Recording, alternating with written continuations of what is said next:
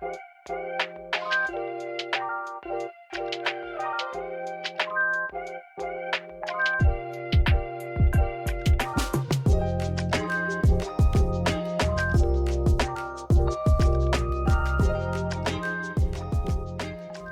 Camilla here from the Sewing Society, and in today's video I'm going to show you how to read a vintage pattern. Specifically, a vintage pattern that doesn't have any printed markings on it.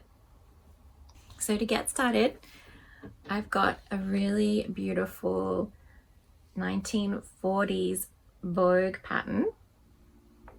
So this is Vogue Special Design, circa 1940s, and we can see in the top left hand corner it has the style number, which is S-4961, and then there's a stamp on the front that says Australian price 4 shillings 3 pence, which I'm not sure if that was a lot back then or not.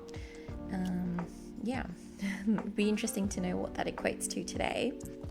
So I did a little bit of research on Vogue pattern history. And so Vogue magazine started issuing patterns with the magazine in 1899. And then in 1909, Condé Nast bought Vogue magazine. And then in 1961, Vogue patterns were bought out by Buttrick Publishing. And in 2001, McCall's bought Buttrick and Vogue. So yeah, there's a little bit of history for you. I find that really interesting. But anyway, let's get back to reading this pattern. You can see that the previous owner has mapped out how they would like to change the pattern by drawing on the front of the envelope their changes. So they want to make it a bit shorter at the hem, and they want to make the sleeve a little bit shorter, and it also looks like they want to change the shape of the neckline, and they've even drawn themselves a cool hat design to go with. I love that. Now let's have a look at the back of the pattern. Very similar to how patterns are laid out today. You've got the different sizes that the pattern is available in. You've got a little description of the design, the size and body measurements that correspond, how much fabric you'll need, and then the kinds of fabrics that will be suitable for this pattern and this design.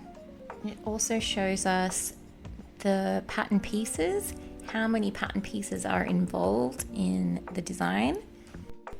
Now inside the pattern packet envelope, you should find an instruction sheet and your pattern. What I found really interesting when I was putting this together is that the sizing is pretty consistent over the years for each size. So all the size 12s measured the same bust, for example. That didn't really change over the decades. However, the size numbers do not correspond with any ready-to-wear sizes today. So if you were a size 10 in a UK Australian size, you are not going to be a size 10 in a vintage pattern or even in a modern pattern when it comes to the big four companies like McCall's, Buttrick, Vogue. They have their own size numbering system. So always measure yourself or know your measurements and check which size corresponds to that measurement on the back of the packet, because it won't have any correlation to a ready-to-wear sizing. Okay, now inside the packet, we've got our instruction sheet. Now, vintage patterns always get a really bad rap for not having good instructions, but these instructions were great. There was a lot of information, including how to prepare your fabric, how to make alterations. They even suggest to put the pattern pieces on to yourself, make any adjustments on the pieces before you make your garment. It shows you how to make the markings on the pattern, how to arrange your pattern pieces on your fabric, and different layout options. Now the other side of the instruction sheet is where it gets really interesting. This is where everything is decoded. So this is really important. And these markings will be pretty universal. So even if you don't have a Vogue pattern, it'll be similar on other brands as well of this era. Like normal, we've got the notches for marking like underarms, side seams, that kind of thing. And then it tells you what all of the perforations mean. So the small perforations around the outside edges are to indicate the seam allowance, and the other perforations that are bigger are to mark the grain line, and also if the fabric is on the fold. There are also square and triangle perforations to mark other features like pockets, buttons, buttonholes, darts.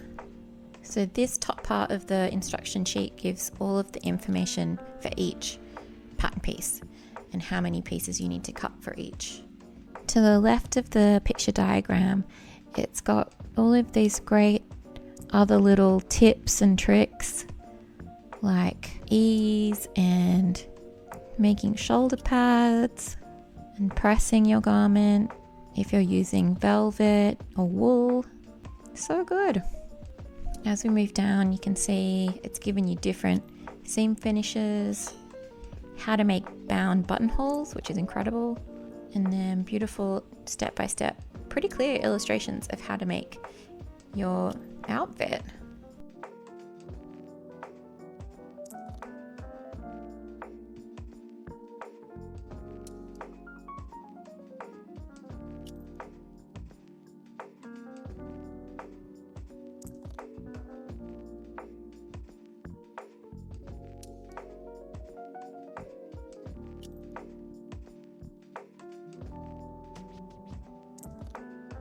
And this one has a belt, and it shows you how to make the belt and how to make the eyelet covers. Really cool. Here I've taken out some of the pieces to have a closer look at.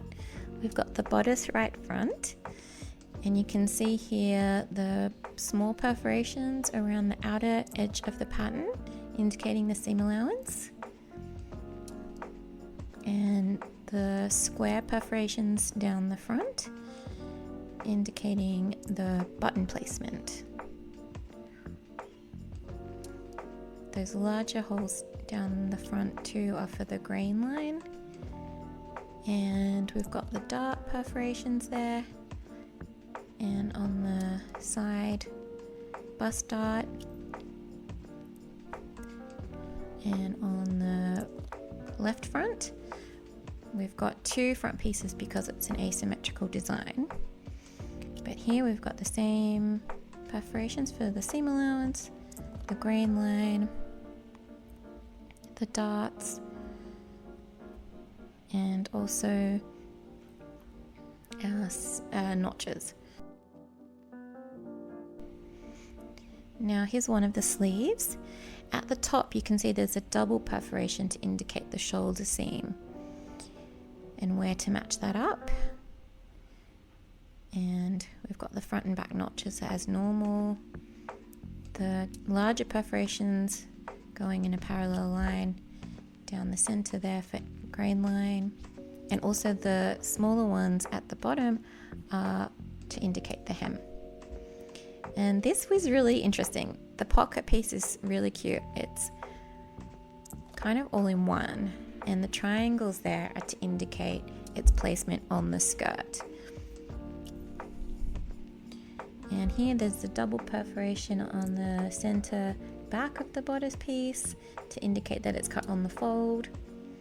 There's a shoulder dart and the seam allowance perforations around the arm there, and a back dart as well at the waist.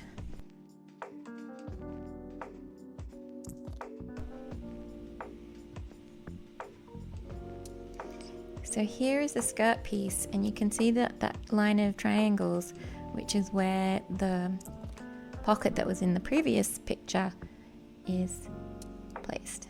It's pretty self-explanatory. You know, it's not as good as if we had it printed on there for us, but because we've got the instruction sheet, that gives us all of the information we need to decode what all of the dots and dashes and triangles and squares mean. But if you don't have the instruction book in a vintage pattern that you have, I hope this has been helpful to understand what all of those markings mean. And there you have it, how to read a vintage sewing pattern so that you can recreate the design yourself if you like. So if you enjoyed this video, I'd love it if you could give it a thumbs up and subscribe for more sewing tutorials and sewing information like this one. Have you ever sewn a vintage pattern like the ones that we looked at today? I would love to hear about your experience, if you enjoyed it, if you hated it, if you got stuck, or if you've got any other questions. I'd love to know, and we can open up the chat in the comments below. So I'll see you next time. Bye.